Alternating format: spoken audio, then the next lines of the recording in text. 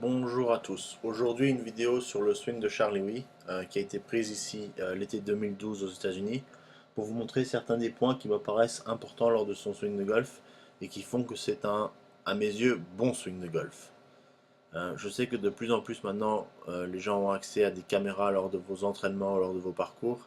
Donc je vais essayer de vous donner quelques repères pour que vous ne soyez pas perdu et que vous sachiez vers quoi vous êtes en train de travailler pour que vous puissiez reconnaître une bonne image à une mauvaise image, un bon swing à un swing moins bon. L'important, c'est toujours d'avoir une progression logique. Donc il y a des millions de façons différentes de faire un swing, mais ce qui est important, c'est que chaque morceau du swing aille bien avec les autres morceaux. Il faut qu'il n'y ait rien d'incompatible. Je fais souvent l'analogie avec un puzzle. Il y a plein de morceaux, petits morceau par morceau, où on est en train de construire le puzzle, on est en train de construire notre swing de golf. Donc il n'est pas question de tout changer d'un jour à l'autre, c'est quelque chose de progressif. Donc, si on regarde le swing ici à l'adresse, ce que je constate, c'est que les hanches et les épaules sont directement l'une au-dessus de l'autre, avec les hanches peut-être un tout petit peu plus vers l'avant, c'est-à-dire avec un déplacement des hanches vers la cible. Le manche est incliné vers l'avant, ce qui construit un léger draw dans son swing de golf dès l'adresse. Les genoux sont légèrement fléchis avec les genoux qui sont directement au-dessus des pieds. Et les genoux sont tournés vers l'extérieur. Donc ils ne sont pas pincés vers l'intérieur. Les pieds sont tournés aux alentours de 25-30 degrés. La balle ici pour un fer moyen est juste devant son sternum. La tête est fixe entre ses pieds. Les bras sont relativement droits et on voit qu'il n'y a qu'un tout petit espace entre ses coudes. On voit qu'il y a de la flexion au niveau du dos et que ceci est surtout au niveau du thorax et au niveau des cervicales. Ce qui fait qu'il a son cou incliné vers le bas et de cette façon, il a la balle directement dans le centre de ses yeux. Ceci est très important. Souvent, il est préconisé d'avoir un dos raide droit. Ce n'est pas ce qu'on cherche à faire. Si on avance maintenant à la position 2, c'est-à-dire lorsque le club de golf est parallèle lors du backswing, parallèle au sol lors du backswing. Alors, on constate que le poids n'est pas allé vers l'arrière, c'est-à-dire que les hanches restent légèrement vers l'avant, la tête reste fixe. On voit que l'épaule gauche a commencé à bouger vers le bas, de cette manière, dans cette trajectoire, et on voit que les mains ont commencé à bouger vers l'intérieur.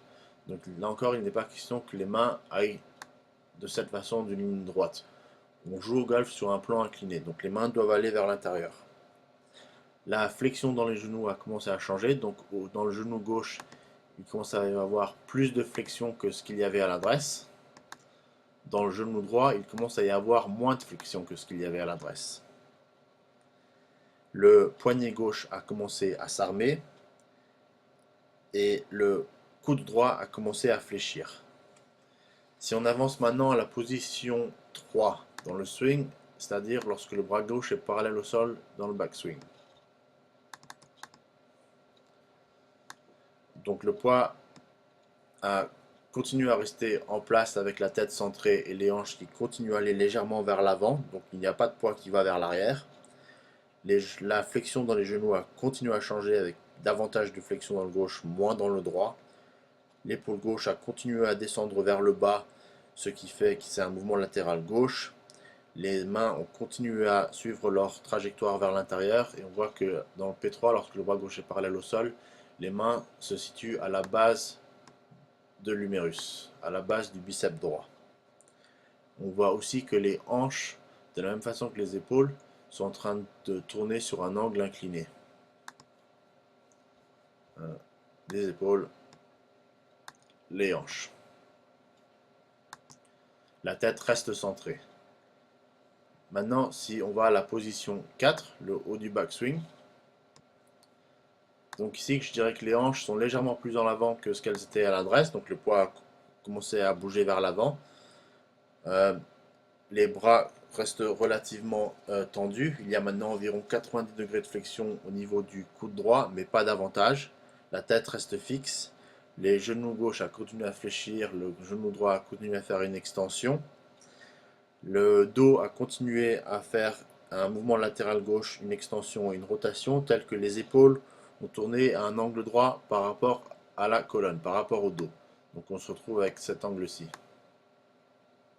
C'est ceci qui permet à la tête de rester stable.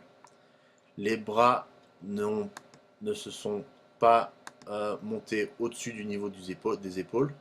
Donc les mains sont au niveau des épaules ou voire légèrement en dessous. Et elles sont en retrait de l'épaule droite d'environ une quinzaine de centimètres. Le poignet gauche a continué à s'armer et le coude droit reste proche de la cage thoracique. Donc s'il était à 15 cm de la cage thoracique à l'adresse, il reste à cette même distance arrivé au haut du backswing. Si je passe maintenant à la position 5, c'est-à-dire lorsque le bras gauche est parallèle au swing dans la descente, je reviens un tout petit peu en arrière là, on voit que le poids a commencé à bouger de façon significative vers la cible, c'est-à-dire par l'intermédiaire des hanches qui coulissent, qui glissent vers l'avant. Donc on voit que la hanche droite a avancé. On constate que le genou gauche est devant la cheville gauche, ici. Les mains ont commencé à se distancer de l'épaule droite. L'armement du poignet gauche a continué tel qu'il maintenant le poignet gauche est armé aux alentours de 70-80 degrés. L'inclinaison du dos par rapport au sol reste la même. Les mains continuent à tracer un arc de cercle avec les mains qui sont au-dessus du niveau des pieds. Donc souvent les joueurs qui ont des difficultés avec le slice ou à la limite voir le hook, les joueurs qui font du slice et du hook, c'est souvent que les mains à cette position se retrouveraient dans cette position ici avec les mains à l'extérieur du stance, à l'extérieur des pieds. Si on passe maintenant à la position numéro 6, c'est-à-dire lorsque le club est parallèle au sol dans la descente, le poids continue à aller vers la gauche par l'intermédiaire des hanches. Et il est très important de dire que ceci se produit véritablement par l'intermédiaire des hanches.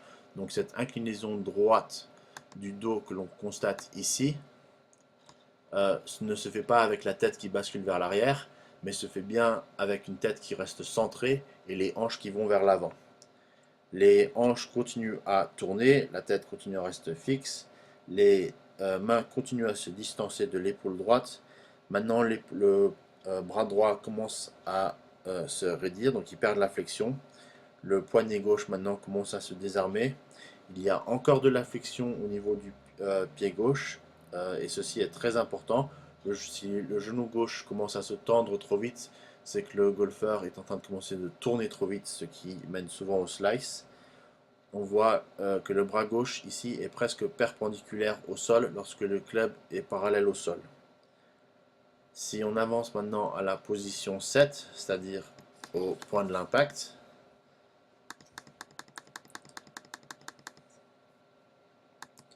donc le poids est maintenant, disons 90% sur la gauche, encore par l'intermédiaire des hanches qui glissent vers l'avant. Les hanches ont continué à tourner, donc à l'adresse on a une situation où les hanches ont tourné aux alentours de 35 degrés, le thorax aux alentours de 20 degrés, mais les épaules sont encore parallèles à la ligne de jeu. Le pied droit est encore fixe au sol, donc il n'a pas commencé encore à décoller. Le genou gauche maintenant est en train de commencer à perdre de la flexion, il est en train de commencer à se tendre, mais il ne l'est toujours pas complètement.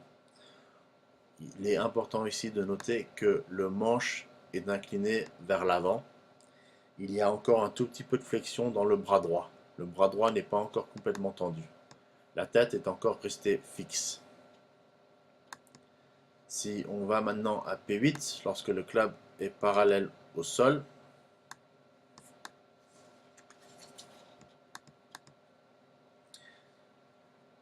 et je vais même aller un tout petit peu plus loin, je vais aller à P9, qui est lorsque le bras droit est parallèle au sol parce que dans les joueurs expérimentés, ces deux points sont relativement proches l'un de l'autre, donc c'est pas la peine de trop détailler. Ici, on voit que les deux bras sont tendus.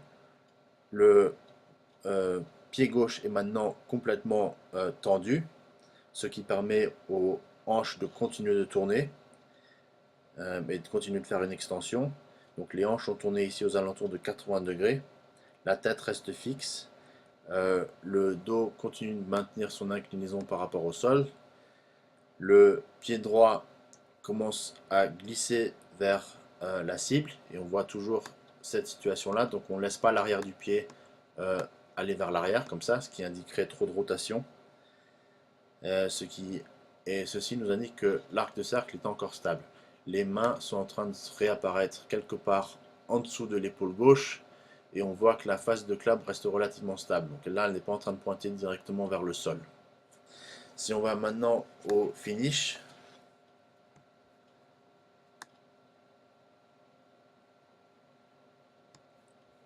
donc ici, je dirais que le poids est 95,5 sur le côté gauche, donc il est vraiment vers l'avant. La tête n'a toujours pas véritablement bougé. Le pied droit est toujours de cette façon, plutôt que en retrait. Le genou gauche est presque au niveau du genou, le genou droit est presque au niveau du genou gauche, mais reste un tout petit peu derrière. L'inclinaison du sol reste maintenue. Maintenant, le bras gauche est fléchi 90 degrés, tout comme le bras droit l'était au du backswing. L'humérus, le biceps gauche est parallèle au sol, avec les coudes qui sont presque la même distance l'un de l'autre qu'il l'était à l'adresse et tout au long du swing. Le poignet gauche a commencé à se réarmer. Et on voit aussi que le niveau de la ceinture s'est relevé. Donc la ceinture qui était à cette hauteur se retrouve maintenant à cette hauteur au finish, ce qui est l'extension dans le swing.